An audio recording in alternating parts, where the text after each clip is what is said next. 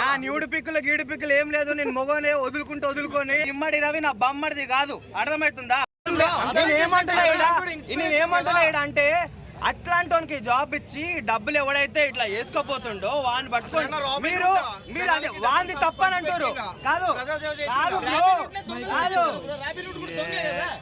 అతను ఎట్లా మంచోడు?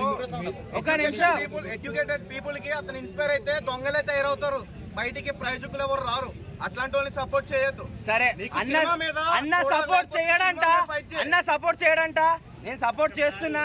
నా బ్యాంకు నుంచి డబ్బులు పోలేదు, పోయిన రోజు నేను కూడా నువ్వు కాకుండా నీ పక్కనోడు ఎవడు మునిగిపోయినా నీకు ప్రాబ్లం లేదా? మరి పక్కనోడు మునిగిపోయిన తప్పు లేదా? మరి వాడు ఇన్ని బ్యాంకుల నుంచి ఇట్లా డబ్బులు ఎత్తుకోపోతుండని చెప్పేసి అని అంటారు.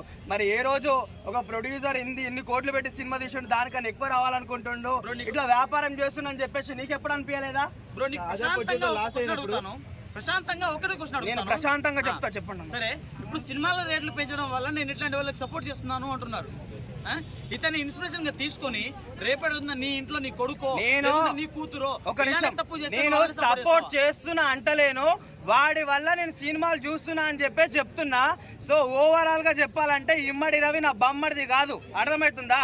వాడు పర్సనల్ గా డబ్బులు ఎత్తుకపోయిండు, ఏం చేసిండు, ఇంకోటి చేసిండు అని చెప్పేసి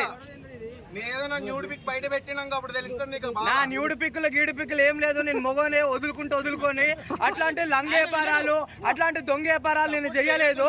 ఎవడైతే లంగేపారాలు దొంగేపారాలు చేసిండో వాడు భయపడతాడు, వాడు అన్ని చేస్తాడు. గతం నా సపోర్ట్ ఇమ్మడి రవికే. ఇట్లాంటి మంచి ఇమ్మడి రవిని మంచిగా ఒక జాబ్ ఇచ్చి మంచిగా యూటిలైజ్ చేసుకోండి.